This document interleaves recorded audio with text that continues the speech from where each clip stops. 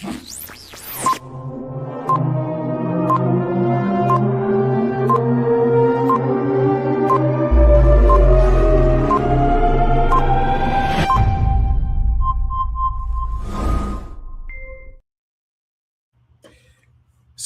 good afternoon, good day, good morning, whatever time of day it is, wherever you are as you are watching this. Welcome to the next video in the series called Our Affordable Housing Tour.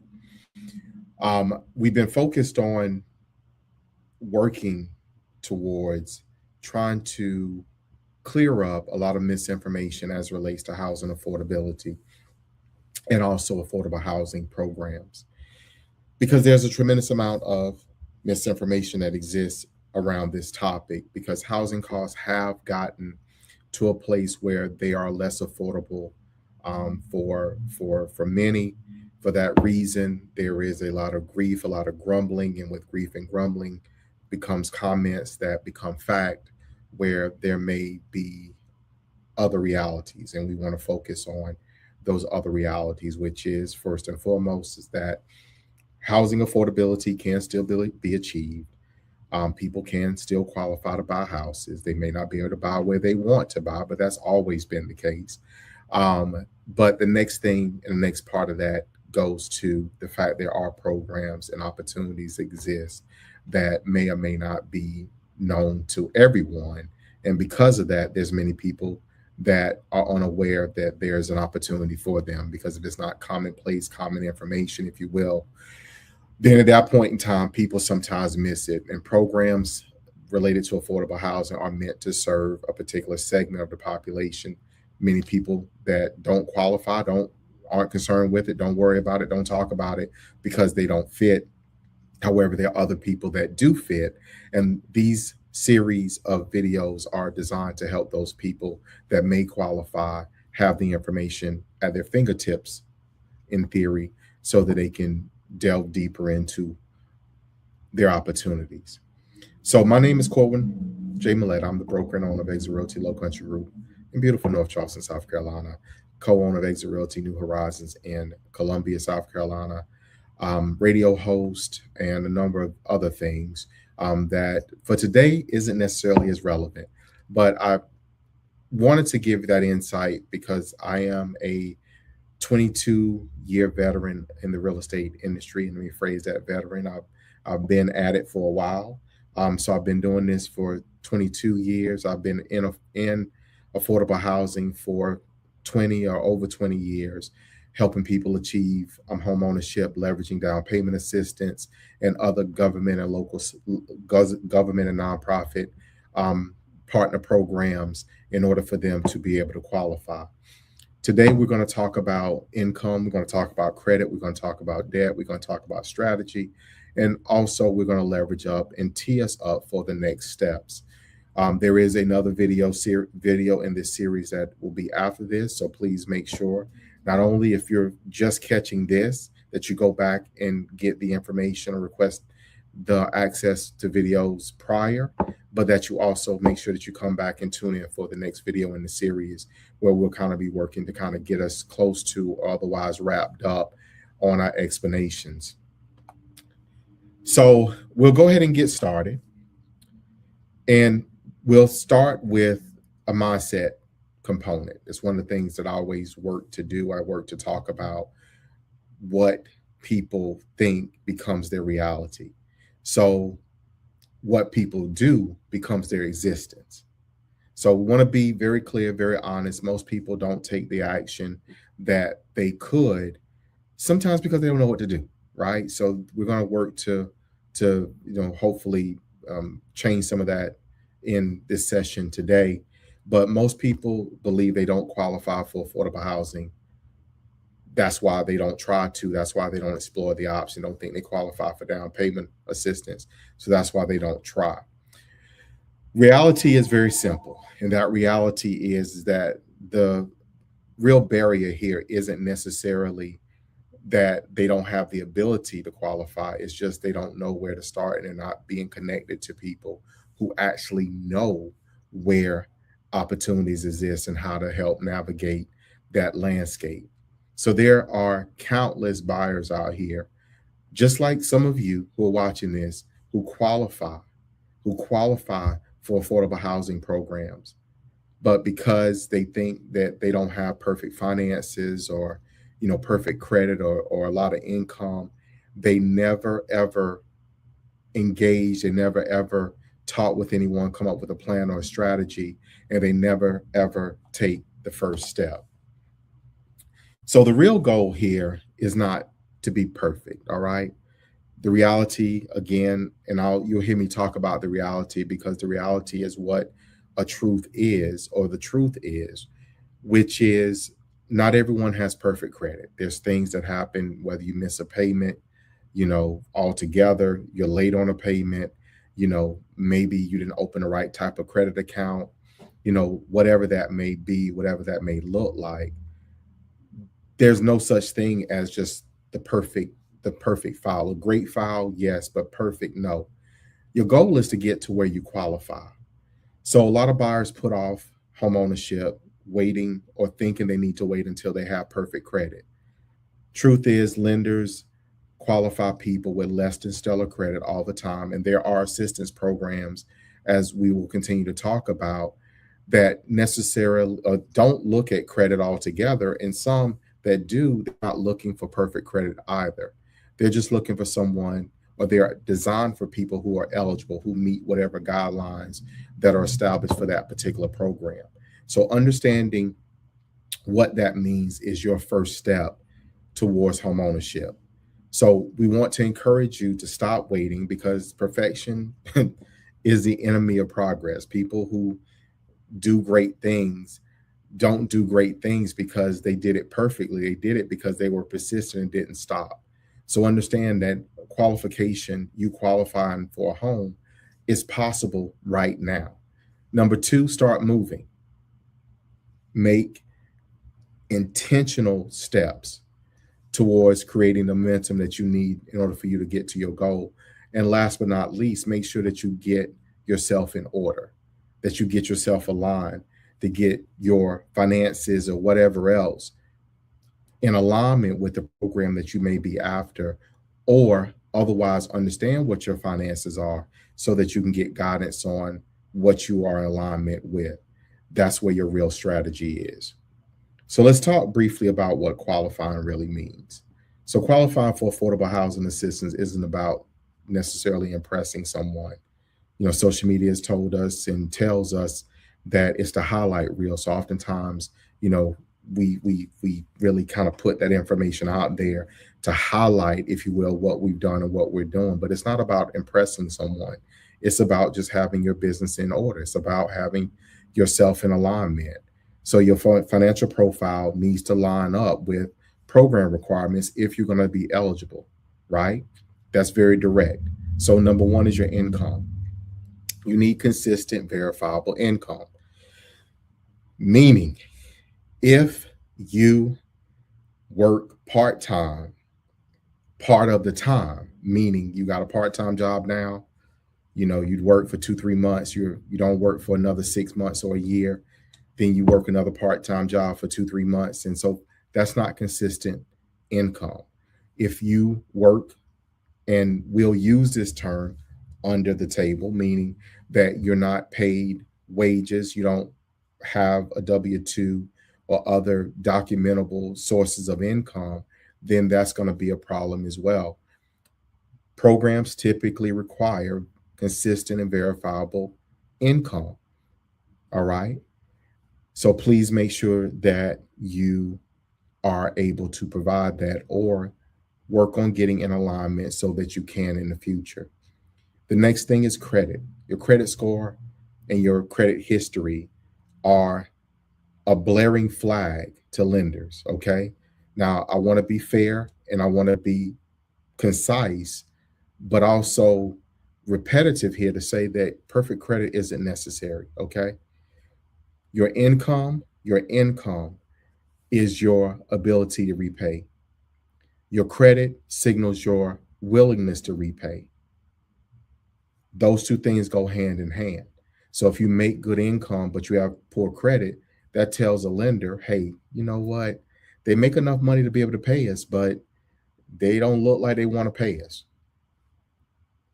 Vice versa, if you have great credit, there's a willingness, but the ability may not be there. So we want to make sure those two things are, in theory, aligned. The next thing is your debt, your monthly revolving debt.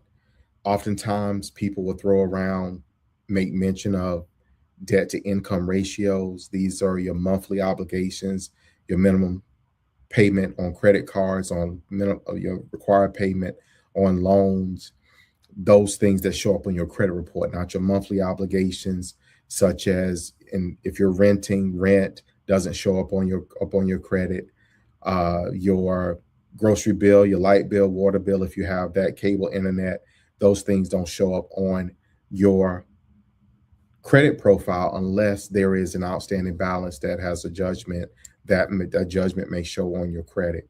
But your monthly obligations, and there is a calculation that goes into this, and it's called a debt to income ratio. So if you make $5,000 a month in gross monthly income, but you have a uh, you know $1,000 a month that goes out in revolving payments, car payment, credit cards, loan payments, or what have you, then before you even insert a housing payment into that amount, you already have a 20% debt ratio.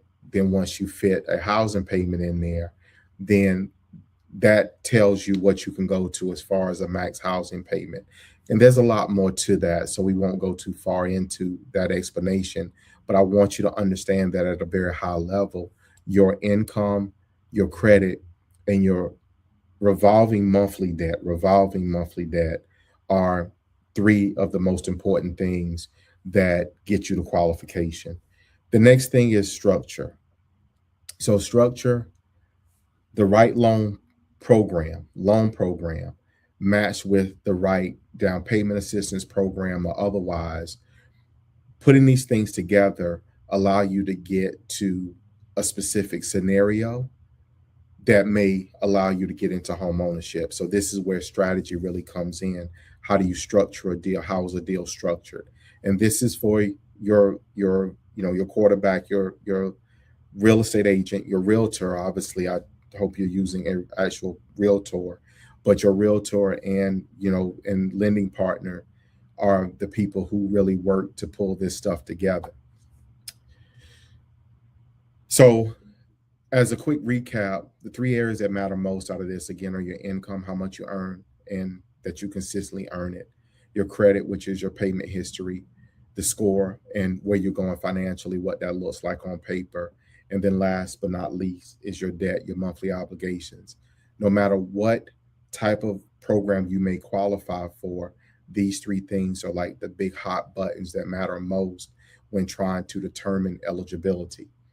If you improve one of these areas, you can change or unlock new opportunities for down payment assistance, etc. If your income goes up, income-based programs you may not qualify for, but understand that if your income goes up, you're going to qualify to buy more house. If your credit improves, that's going to give you a better financing options. And if your debt goes down, then that's going to obviously improve your ability to qualify for more home as well. So with income, lenders are looking for a few things. They're looking again for consistent income history. Last 2 years of your employment history is critical, ideally in the same field or a field that is close to. Going from job to job and increasing in income, going from job to job, essentially growing is always a good thing. So don't think that you have to stay on the same job. Oftentimes, I've heard it said that someone got from somebody um, saying that you have to be on the same job for 2 years. No, you do not have to be on the exact same job for 2 years. You can be on different jobs. The history, having 2 years of employment. What is your employment history over the last 2 years been? That is what that is. If you're coming out of college and going straight into the workforce, you're not going to have 2 years of history in a job. However, programs do accept and do look at, okay, you just came out of college. Yeah, you got 6 months or a year You have a letter saying that this is what your income is going to be, and lenders will accept that oftentimes and qualify you. You don't have to wait to the 2 year mark. Now, if you're self-employed, you go from being employed to self-employed. Now, at that point in time, you're going to have at least 2 years of employment as a self-employed person in order to qualify. Different animal, but I want to make that clarity so no one misses that, because sometimes people, oh, well, you said no, no, no. This is how this works. Income needs to be able to be verified through W-2s, tax returns, pay stubs, or bank statements. Lenders need documentation. They don't need estimates. They need actual documentation because this is required in the underwriting process. Household income may count. So some programs that you may be thinking you may be eligible for, some of the things that we've talked about, you all may remember I gave a scenario, actual scenario of someone who bought a home for 200,000, new construction, 3 bedroom, 2 bath, site built home in North Charleston. Yes, yeah, I'm gonna let that sink in. Got an additional $25,000 in down payment assistance. Yeah, on top of the subsidy I was involved in that to make that home 200,000 versus 300 and change, which is the cost to construct and sell. So in a situation such as that, household income is what is used to qualify. So other people in the home, whether it's spouse, children, anybody else who is working, their income is considered in that calculation as well. And that could change your eligibility as well. So here's a reality check in regards to income. Many people assume that they don't make enough money to qualify to buy a house. Oftentimes I hear that, right? Let's be real. Let's be very real. You may not make enough money to qualify for the home that you want. That doesn't mean that you don't make enough money to qualify for a home at all. So let's just be very fair and direct right there. This is probably the number one reason why buyers usually don't even apply for a mortgage or don't apply or even explore home ownership, because they are thinking, oh, I can't qualify. I don't make enough money because somebody else has said this, not because they've talked to a professional. Oftentimes people, I've seen it often that people put on social media, if you don't make this much money, don't be coming out here trying to buy a house. No, there's options. There are options. So let's make sure that we're clear in that. Many programs that are out here that are designed for down payment assistance and the like are designed for moderate income earners, not those with just low incomes in their household. Now, those income limits, and it's interesting, I'm even covering this now, but those income limits are often for buyers in the 80 to 120% mark of area median income, right? So many of you don't know AMI. AMI, area median income, it is a calculation. HUD every year looks at geographic areas. They call them MSAs, metro service areas. So essentially, the metro of Charleston and North Charleston, everything within that metro area, there's an income that is calculated, and then there's a chart that's put out that says 80% is this number and below, 100% is this number and below, 120% is this amount and below. The income for an 80% single person household, no children, just one person in the household, currently rests about $63,000. Many times people look at that and say, I have to make that much money in order to buy a home or qualify for a home under that program. That is not correct. You cannot make more than that. That is correct. So if I am selling a home or have a buyer looking for a home and they have an income of $60,000, they in their single person household, they will qualify for any down payment assistance program where the income cannot exceed 80% of area median income. That particular mark allowed me recently and a number of times over the years to stack programs where I literally have gotten people, one of the more recent cases, about 180,000 close to $190,000 off of the price of a home by stacking the programs because their income was below that amount. The next bracket is 100%. Now, it doesn't mean you have to make between 80 and 100. You just have to be below 100. So every program has its own. You can't make more than 80%. You can't make more than 100. You can't make more than 120. So if you're a buyer who doesn't qualify for 80% AMI programs, maybe you qualify for 100% programs because you're above 80 and below 100. Maybe you qualify for or don't qualify for the 100% programs, but you qualify for the 120 because your income is above 100 but below the 120. However, an 80% buyer qualifies for the 120 programs as well as the 100% program. So if they're looking at a particular property, if they qualify otherwise and the home price is affordable and attainable for them, just because they make less than the income cap at 100% or 120%, they still qualify. So many times people are reading that language wrong, or they're interpreting it incorrectly to say that you got to make between this amount and this amount to qualify. And that is not the case. The reference in the language is the programs are designed to serve people at or below, depending upon in each particular property in a given development. If it's a workforce housing development, each unit within that development sometimes has a different requirement. Maybe this unit you got to be under 80, this one you got to be under 100, this one you have to be under 120. But it's all under numbers. So I want to be very clear in that. These programs vary by location. They also vary by loan type. You can pile on assistance if you're eligible and if you qualify. So you may qualify for one program, but not qualify for another. So you want to make sure that you're talking with people and working with people that understand and can put it all together. And more importantly, have the right professional, the right real estate agent, the right realtor guide you through the process. The only way for you really to know is to have the conversation with somebody who does know, meaning a professional. Trying to do it, figure it out on your own. We're in a DIY society. Everybody wants to do it themselves. I can appreciate that. However, you may fit this, you may not fit this. Then doing this or doing that may or may not qualify you. You want to make sure you're talking with somebody who really understands and knows. Next is credit. Here's what actually matters in regards to that. Yes, your credit score is very important. Very important. This is probably a great opportunity to segue and tell you that just because you saw it on Credit Karma or whatever other app you may have, that may or may not be the same score that the lender is getting when they pull your credit.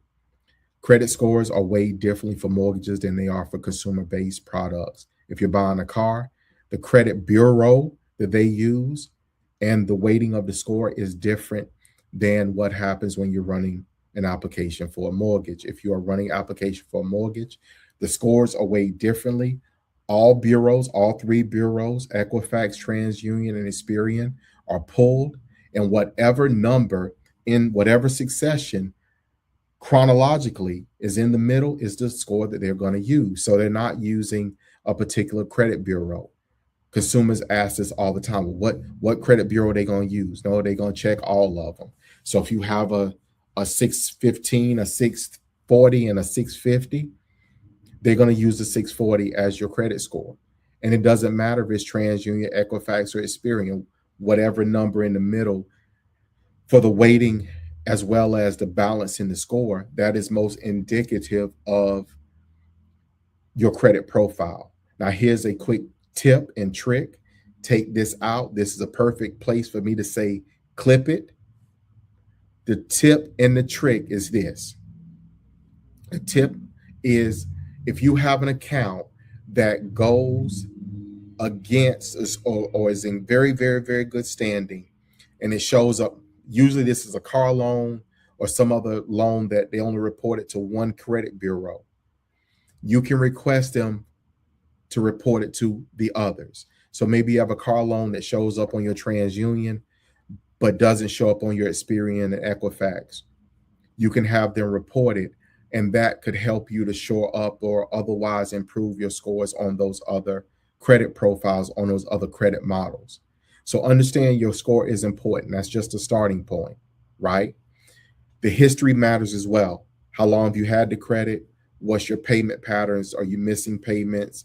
Those kind of things. They don't necessarily see late payments unless they go 30 days late.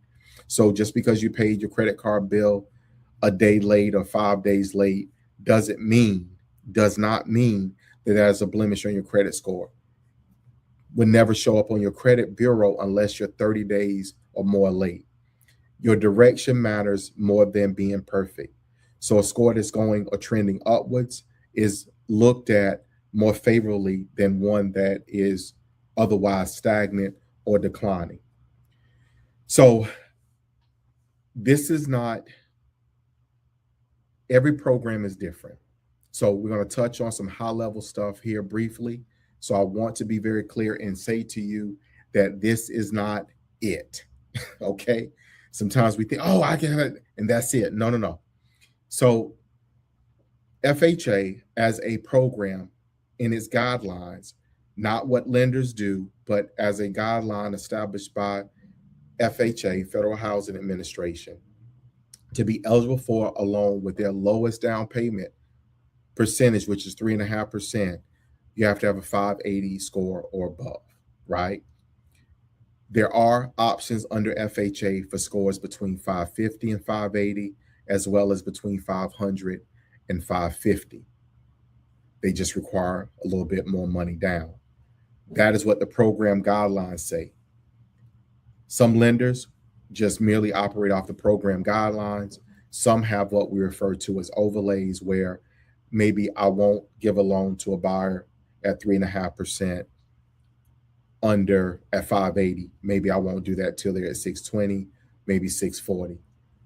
That is up to each individual lender. And the reason why it is because the lender is responsible for defaults on that loan. So if they give a loan to a borrower with a lower credit score and that loan defaults, then they're responsible for that loan. So some lenders, some banks would not underwrite an FHA loan with a score below a certain area, a certain model. Getting to a 620 or above gets you to more options in your financing. It gets you to some different programs. It gets you to some different down payment assistance programs as well. 680 and above gets you even better terms, access to better or more competitive interest rates, possibly lower mortgage insurance requirements as well. And then for the best rates and all those things, having a 740 or above is best. However, that doesn't mean that you will automatically qualify, and it also doesn't mean that you're automatically disqualified. So please don't say that you got to have a 620 to qualify to buy a mortgage or buy a home. That's not true. Because there are options. Don't say that you have to have at least a 680 or at least a 740 or any other number that may be made up or otherwise being transported around. Short version is everybody's situation as well as their personal and financial profile differs. It's a case by case. Let's see how we can help you to achieve home ownership. So here's some additional quick tips on how to improve your credit. Pay down your balances. Reducing your credit card utilization to below 30%. To be frank, if you can go lower than that would be great, but reducing your credit card balances will give you an increase in your credit score. Avoid new collections. Negotiate if you need to avoid having a collection. Keep your accounts current and avoid opening additional unnecessary credit. Okay. Each application is a hard inquiry that works to pull your credit score down. So if you're going to look to apply for a mortgage, wait before you apply for new credit. So that way those inquiries don't show up in your credit profile and don't act against you in the application process. So the silent factor is debt. All right. So lenders measure your total debt, your total monthly outgoing payments that are revolving. Those payments, they compare that to your gross monthly income, again, gross monthly income. And they also look at the type of debt that you carry, credit card bills versus personal loans and things of that nature. What factors into this are things such as your car loans, your credit card payments when you're not paying the full balance, student loans if you have those, even the ones that are deferred may have to be applied or otherwise calculated into your debt ratio. And again, any revolving installment loan or other revolving debt, those are factored in as well. So it's not about how much money you owe, it's about what the minimum monthly payments are. That's what's calculated in. So let's break down DTI, debt to income, this ratio. This is the number that lenders work from. It is kind of that hinge point in the entire process. If the credit's good, the income is good. We're going to look at the debt, we're going to calculate it. And that point in time, we start to figure these things out. So the sum of all your debts, your monthly debts, add that up. That's what you want to start with. Next, you want to divide that by your gross monthly income. So if you're doing this on a calculator, pull your minimum payments. Maybe not what you pay. Maybe you have a minimum $25 a month payment on a credit card. Maybe you pay $50 a month. You use the 25, not the 50, because that's the minimum amount. That's what's being reported to the credit bureau. That's the number that you use. Your DTI is the calculation of that sum of those monthly revolving debts, car payment, loans, etc. You divide that by your gross monthly income. So this is your before tax number, your before tax number. That DTI, that ratio, that percentage is considered to be your DTI. The lower that percentage is, the better you are. So you have a 30 to 90-day window. And as people who talk about wanting to own a home, most times this isn't spoken about. That window of time that I'm speaking of is a time for you to get things in order. You don't have to work. I mean, sometimes, you may have other things to do, but the last 30 or 90 days leading up to qualifying is probably most critical. This is the time when you should be looking in your first 30 days to look at your credit report, have an understanding of your DTI, start to pull your income information and documentation together. Income information and documentation is pay stubs, tax returns, bank statements. This will help to identify like where the pinch points, issues, or what have you may be. Your next 30 days, if you need the next 30 days, that's the time to work on getting your balances on your credit cards or revolving loans or whatever paid down, to make sure that all your accounts are current, obviously. And then you begin having a conversation with the mortgage lender. That last period of time is when you start to recheck your numbers, and that's when you are able to be confirmed or have a better idea you qualify for this program. And then with that, you can move more confidently through the pre-approval process. Remember, you do not need forever to quote unquote qualify to buy a home. That's one of the reasons why people are sometimes more hesitant. They think it just takes so long. But the key is getting the strategy in place early, starting to focus and dial in early. And doing so allows you to be ahead of the game. So here's some common mistakes that people make in regards to qualification. One, they wait, they don't have a plan. That's a big one. We talked about this in a previous session. Waiting but not making improvement does you no good.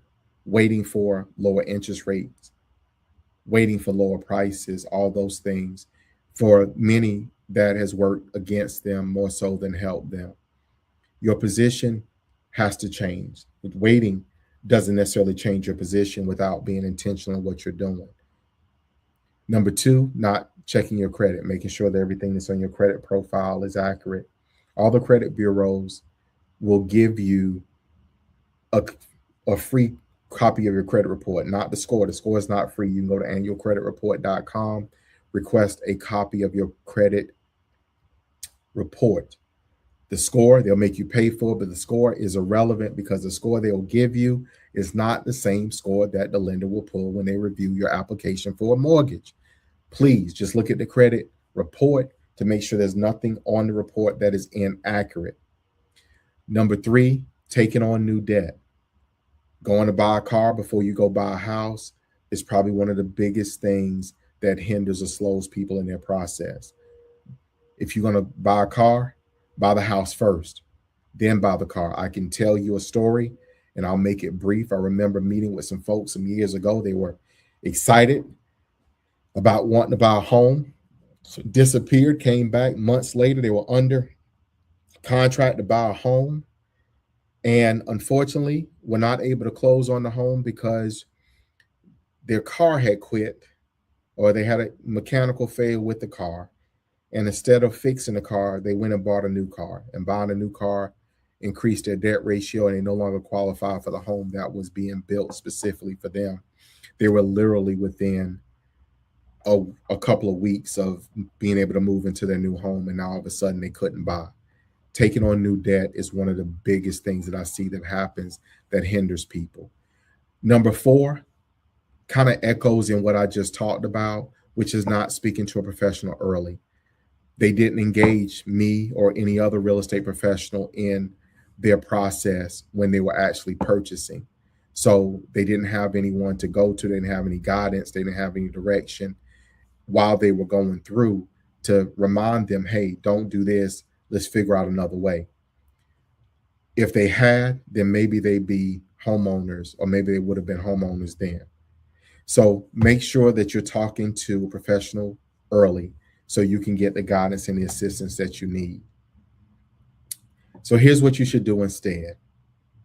Again, qualification isn't something that just happens and it doesn't happen to you. It's something that you build toward by being intentional. So we want to make a shift mentally from acting passively in regards to home ownership to acting with intention. Number one, understand your numbers, know your credit, understand your DTI, and make sure your income is documented. That's the baseline. Number two, you want to build a strategy based on that. And that's, again, when you engage with a professional, these are the three things that will help you do. Will help you identify things that you can make improvements on. Last thing is make those improvements. Be specific, again, target, dial in, track your progress, and adjust so you can stay on course to achieve home ownership. This lines you up to getting pre-approved. I always jokingly say this. I don't know many people that go grocery shopping without knowing how much money they have. So you don't want to necessarily go home shopping without knowing how much money you have or what your budget is to purchase a home. This is one of the most powerful moves that you can make as a buyer. It literally transports you from being a prospect into a fully qualified, a credible buyer. So this helps you to confirm what you qualify for. There's no guessing, etc. People are looking at $500 homes and want $1,000 or expect they're going to have $1,000 a month mortgage payment. That's not how that goes unless you got a lot of money to put down in order to make that possible. Getting pre-approved will help you to understand what the payments will be, what the process is, and what you qualify for, again, if you do qualify for affordable housing programs. The next piece, it helps you to identify the programs that you might be qualified for.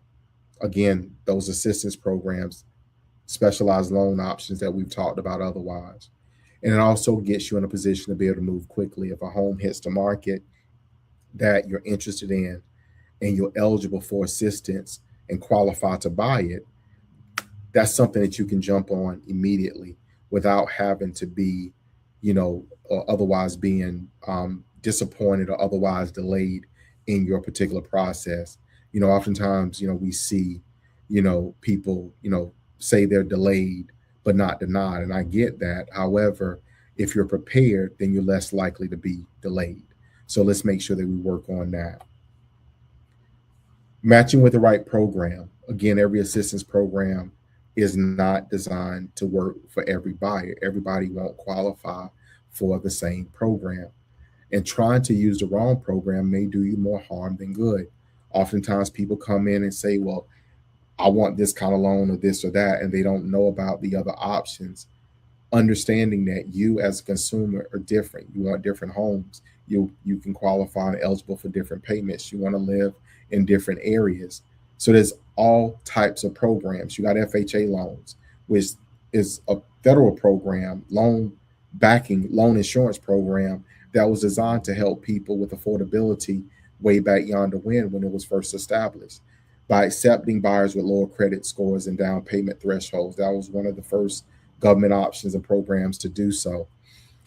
Next up is USDA loans. These are options for those who are looking in rural areas. And oftentimes you're looking at no down payment for these particular programs. Then you also have local as long as state down payment assistance programs that offset down payment requirements and or closing costs that are needed at the table.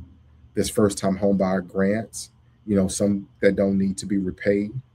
There are also conventional loan programs that go up to 97% loan to value of financing, so it requires a 3% down payment. And there's other programs as well, such as VA, that's designed strategically just for veterans.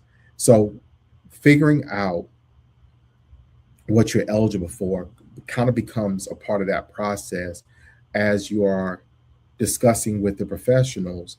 This is what my situation is. This is what I'm looking for. And in turn, matching those things up to get you to what your eligibility is. So let's talk about what this means for you, right? This is where the takeaway is. This is your takeaway. So you don't need to guess, you need a plan. You need to engage with a professional, someone who understands these programs to walk through what home ownership would look like, could be otherwise for you. Understanding that the path to home ownership is rarely as complicated as it feels and as complicated as we make it. What many buyers need isn't a better financial situation. They just need better information. They need guidance and they need to understand what that first step is clearly. So, again, you need a plan, which is your roadmap. You need guidance, so you need someone who understands the landscape on these programs. You also need to act. The most important step isn't the perfect one, it's taking the first one. If you have children, all of us have been a child at one point in time. We've attempted to take a first step. It was probably clumsy, may have failed, but if we did so, then here we are now later able to do more. You got to act, you got to do something. All right. So making the first move is critical in order to reach or attain the goal that we're after. So I want you to understand that the opportunity that you seek may be a whole lot closer than what you think. The gap that you may perceive that exists between where you are and where you need to be is oftentimes smaller than what it may appear. What it looks like could be a mountain when really it's just a hill. All right. So understand that you can make the gap smaller, taking incremental steps, but taking the first step, but taking incremental steps will make it more of something that you can accomplish versus something that you never will. There's an old adage about how do you eat an elephant? Well, you eat it one bite at a time. The key difference again is what you do, the action. Because two buyers with a similar profile, one becomes a homeowner, one doesn't. One did something different than the other. So you want to be that person that does something different. So let's talk about next steps as we seek to build your path or create your roadmap. You have framework from this. Go back to your other videos and get more information. But understand that the next move is yours. It's your responsibility to do it for you, to do it for your family, or whoever it is that you are, or whoever is, quote unquote, the person or persons that you're going to do this for. Number one, you want to make sure that you review your situation, your income, have an understanding of what's going on with your credit, understand what your monthly obligations are. This is your opportunity also to build your budget. What can you afford? If you're paying rent, then that's usually, if you're paying rent and you're okay, meaning financially you can afford the rent, then that's usually kind of a guideline as to what you may be able to afford. Sometimes people can increase. Maybe you're paying $1,700, $1,800 a month in rent. You're comfortable paying $2,200 a month in a mortgage, whatever that looks like. That's what you decide during this review process. Identify, hey, I want to be in this kind of area. I want this type of home. Number three is the plan. Start building, okay, I need to be doing this, I need to be doing this. But engage with a professional early. This is a time really to call, myself, realtor, whoever, and start having the conversation, to start understanding, hey, this is what I need to be doing. This is when you reach out for that consultation and start working through everything that you need to do. Your path to home ownership, guys, begins with the conversation. So here's how you maximize, or next up in our series is going to be maximizing your home ownership opportunities. So we're going to go a little bit deeper. We're going to talk about choosing the right path, structuring a deal, and making the most out of your options. This is making a mountain into a molehill. So glad to have been with you today. I trust that this session has been informational, educational to you. My name is Corwin J. Millett. I'm the broker and owner of Exit Realty Low Country Group in beautiful North Charleston, South Carolina. If you're ready to take the next step, this is my information. You can reach me here at the office, 843-619-3005. You can feel free to set an appointment with me once you engage with our staff. They'll be glad to do so. You can email me, corwin@corwinmillett.com. You can visit our website at exitlowcountry.com. Or better yet, you can take a picture of this QR code and set an appointment with me on my calendar. I trust that you've gotten some good use and good information out of all this today. I look forward to assisting you here in the future. Take care. Have a great day.